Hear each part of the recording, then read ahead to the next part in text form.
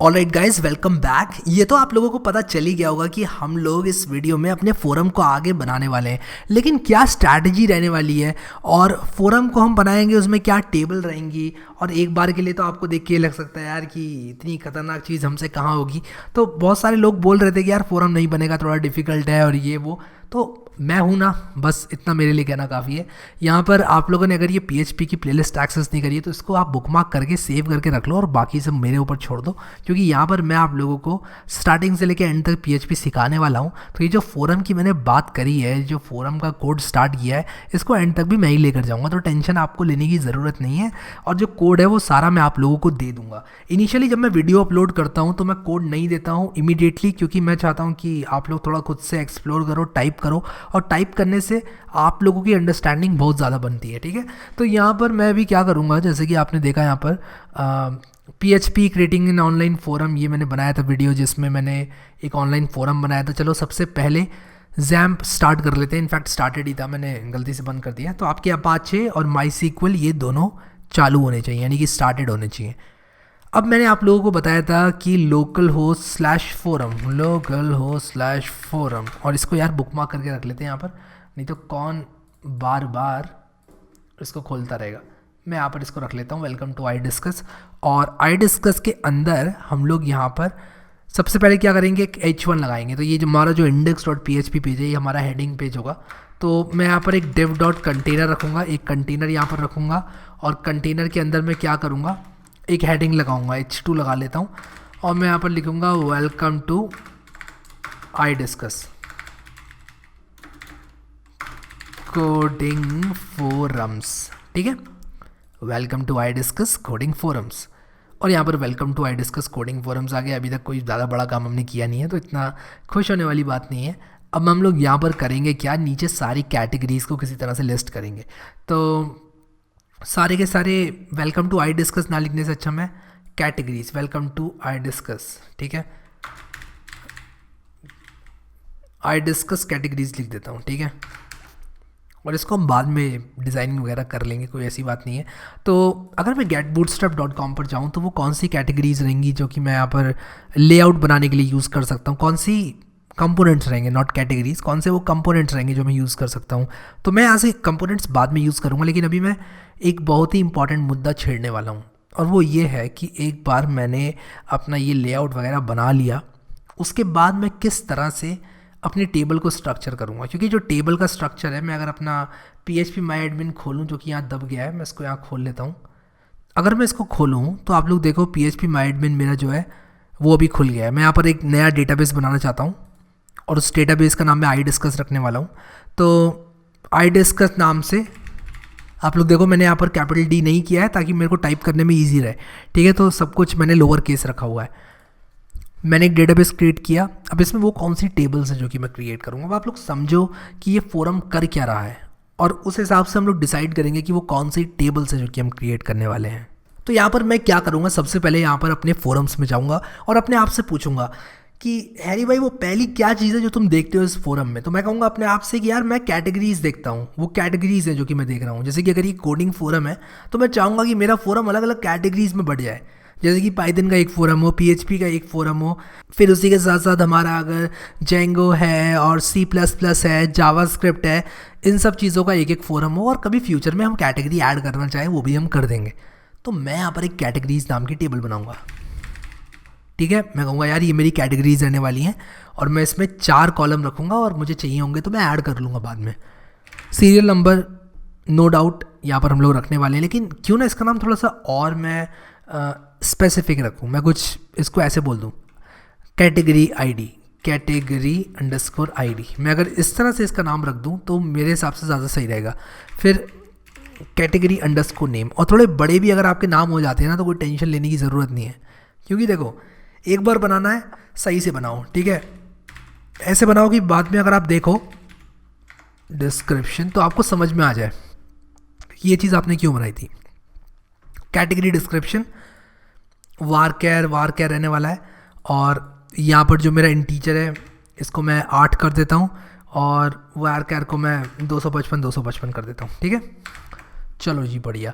अब यहाँ पर मैं डेट टाइम रख दूँगा, यहाँ पर मैं स्टैम्प के नाम से रख देता हूँ इसको, या मैं इसको कब मैंने क्रिएट की थी, क्रिएटेड करके रख देता हूँ इसको। मैं क्रिएटेड करके रखूँगा तो मेरा पता चल जाएगा कब मैंने ये कैटेगरी क्रिएट करी थी, ठीक है। और मैं इसको बाय डिफ़ॉल्ट डेट टाइम रखूँगा। इसको मैं शायद यूज़ ना करूँ, लेकिन तब भी मैं इस इन्फॉर्मेशन को रखना चाहूँगा कि यार किसने कब कैटेगरी ऐड की थी। कभी 10 साल में हम लोग आगे जब जाएंगे तो मैं पीछे मुड़ के देखना चाहूँगा कि यार मैंने एक कैटेगरी ऐड करी थी जिसका नाम था पाइथन, और मैंने ये ऐड करी थी 2020 में, और आज 30 साल बीत गए और बहुत अच्छा लगता है। इस तरह से मैं देखना चाहूँगा उसको।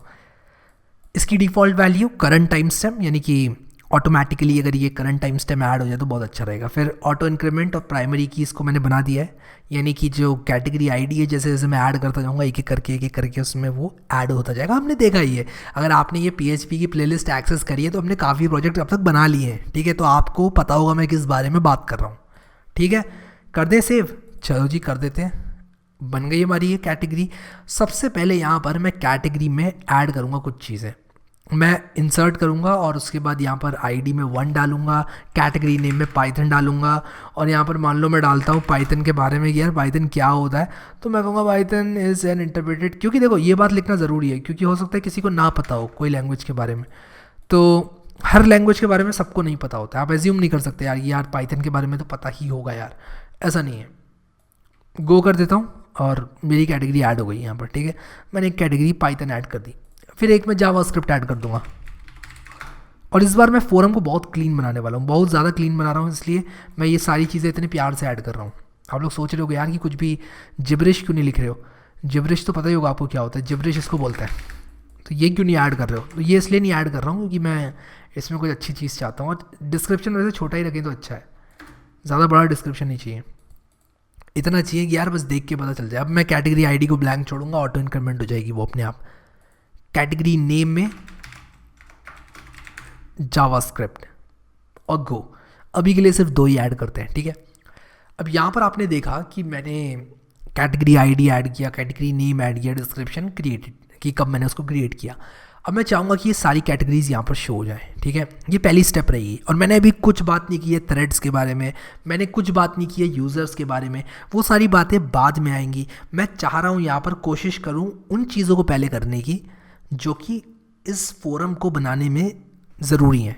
कैटेगरी के बिना फोरम नहीं बनेगा, थ्रेड्स के बिना फोरम नहीं बनेगा। शायद ऑथेंटिकेशन सिस्टम नहीं हो तो आपका फोरम बन सकता है एक बार के लिए, लेकिन अगर आपने जो लोग मैसेज कर रहे हैं यानी कि जो रिप्लाई पोस्ट कर रहे हैं थ्रेड पर, उसके बिना फोरम नहीं बन सकता। तो वो सारी चीज़ें मैं पहले करना चाहता हूँ। तो ये हमारी कैटेगरी थी, और मैं चाहूँगा कि ये जो कैटेगरीज हैं इनको मैं पुल करूँ डेटाबेस के अंदर से, और फॉर लूप के अंदर लगाकर सारी कैटेगरीज को मैं यहाँ पर इंडेक्स में डिस्प्ले करूँ, ठीक है। तो मैं यहाँ पर करूँगा क्या कि मैं कहूँगा देखो भाई ऐसा है कि आई डिस्कस कैटेगरीज, मैं इस तरह से जो आई डिस्कस कैटेगरीज है इसके नीचे कैटेगरीज डाल दूंगा। तो मैं कहूँगा कि देखो भाई ऐसा है, हम चलते हैं getbootstrap.com पर और ढूंढते हैं कोई ऐसी चीज़ जिसको हम बड़े आराम से सारी कैटेगरीज को लिस्ट करने में यूज़ कर सकें। और कार्ड्स मेरे हिसाब से सही चीज़ है। उस चीज़ को करने के लिए मैं एक कार्ड कॉपी करूँगा और यहाँ पर कार्ड कॉपी करूँगा, और मैं एक रो में 3 कार्ड देखना चाहता हूँ।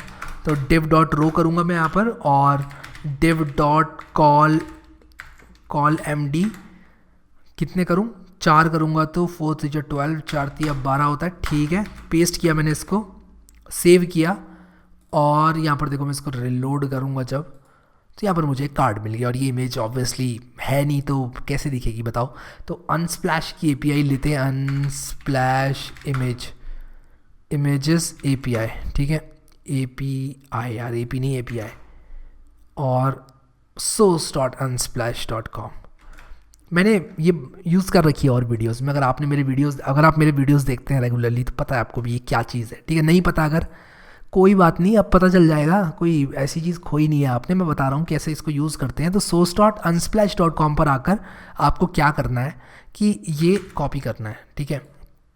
ये जो उन्होंने यहाँ पर दिया रैंडम सर्च टर्म के अंदर, देखो रैंडम सर्च टर्म के अंदर जो भी आप सर्च टर्म डालोगे उसके करस्पॉन्डिंग आपको मिल जाएगा आपका जो इमेज है, ठीक है।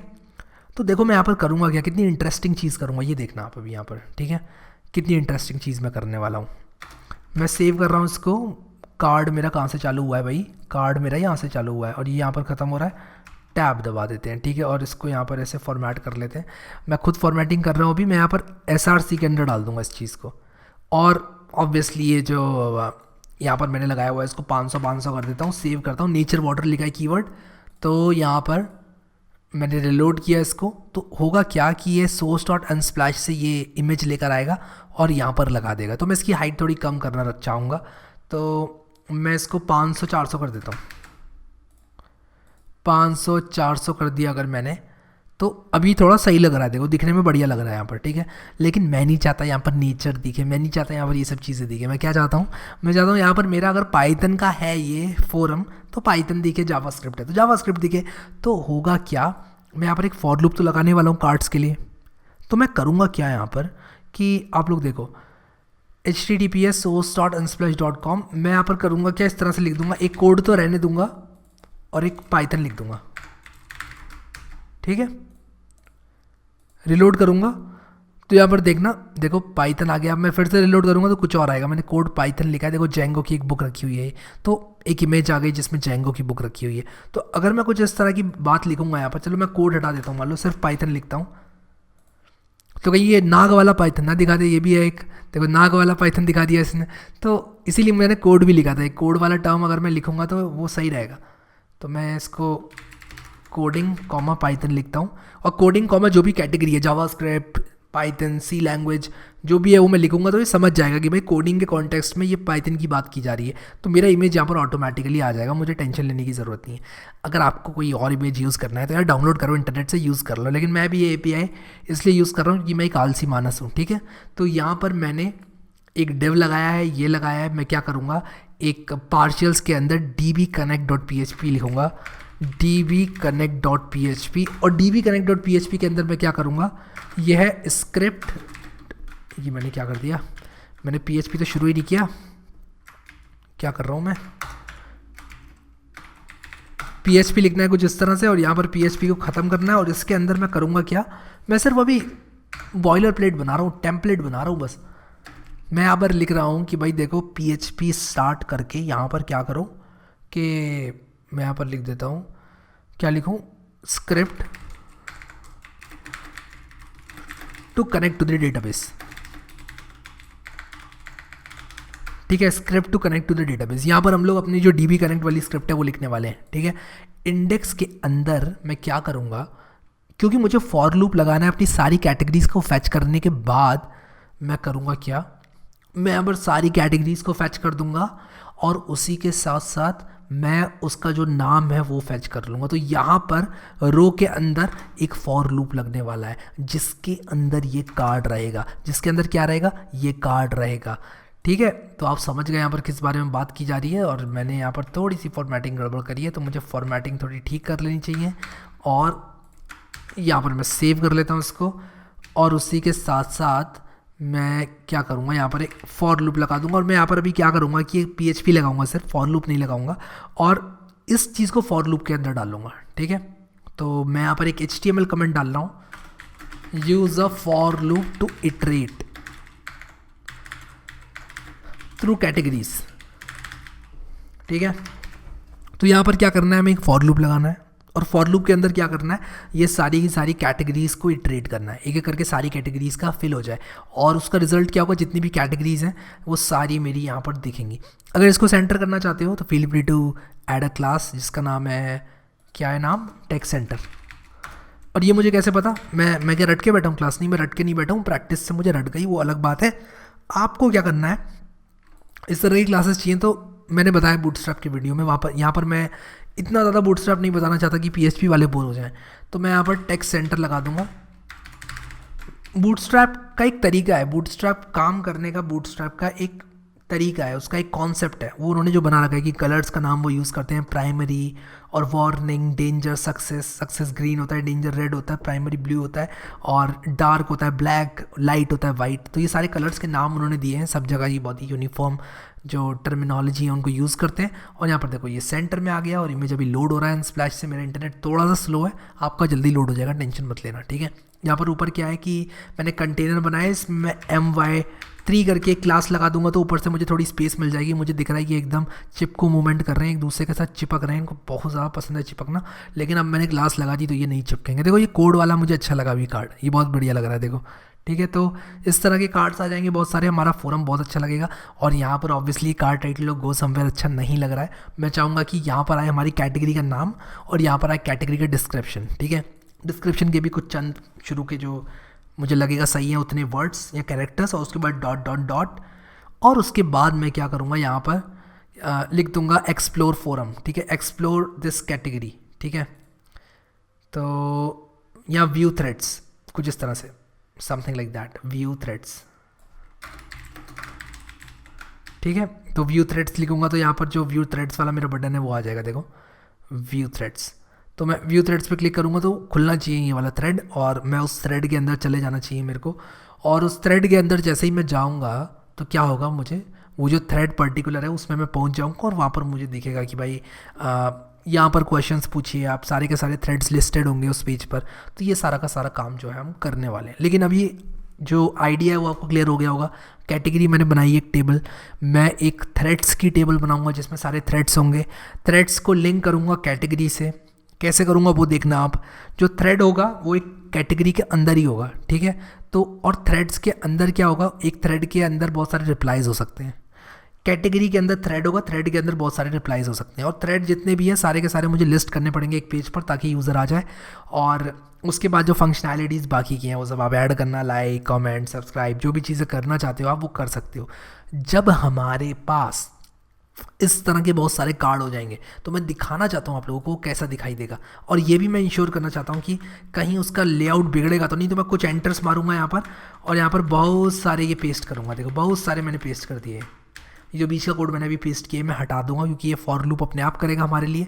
लेकिन अगर मैं आप लोगों को अभी दिखाऊं तो देखो ये रो मेरी जो है वो कुछ इस तरह से आ गई है, और ये इतने सारे इमेजेस को लोड कर रहा है तो थोड़ा स्लो हो गया है। लेकिन अगर आप लोग इमेजेस को डाउनलोड करके रख लो तो शायद आप लोगों को वो अच्छा लगेगा, ठीक है।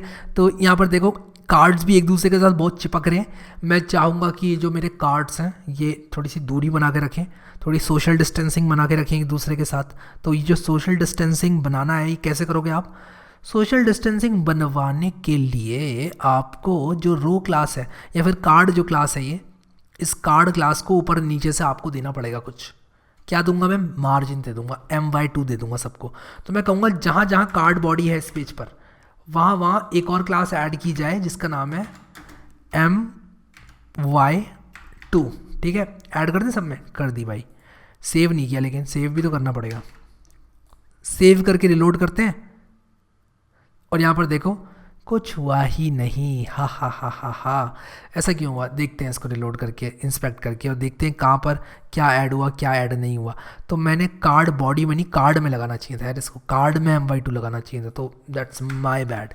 तो कार्ड बॉडी में नहीं, मुझे कार्ड में कार्ड my2 लगाना है क्योंकि कार्ड बॉडी तो कार्ड के अंदर है। मुझे ये काम बेसिकली कार्ड के अंदर करना है। और मैंने एक बहुत ही बेसिक सी मिस्टेक भी कर दी है यहाँ पर, मैंने कार्ड को रेप्लिकेट किया है या कार्ड बॉडी को, ये मुझे देखना है। मैंने रेप्लिकेशन तो सही किया है, हाँ मैंने बिल्कुल सही किया है क्योंकि मैंने अपने कॉलम को रेप्लिकेट किया है तो वो बिल्कुल सही है।